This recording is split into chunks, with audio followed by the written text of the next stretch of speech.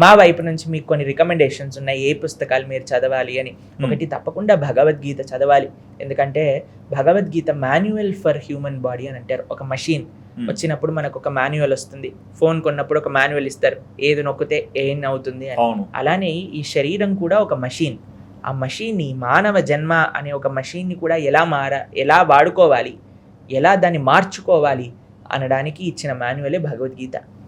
రెండవ పుస్తకం చాలా ఈజీగా మీకు మంచి ఆధ్యాత్మిక మార్గంలో వెళ్ళాలి. మాకు చాలా ఇష్టమైన పుస్తకం ఒకటి, మా గురువు గారి యొక్క ఆత్మకథ అని, ది జర్నీ హోమ్ అని అంటారు ఇంగ్లీష్లో చదవాలి అని అనుకుంటే. లేదు తెలుగులో చదవాలి అని అంటే అమ్మ ఒడిలోకి పయనము అని ఉంటుంది. మీకు అమెజాన్లో ఎక్కడైనా దొరికిపోతుంది ఈజీగా. It's a very beautiful book అనమాట. తప్పకుండా చదివితే అది ఒక చాలా ఇంట్రెస్టింగ్ జర్నీ భక్తి మార్గంలోకి.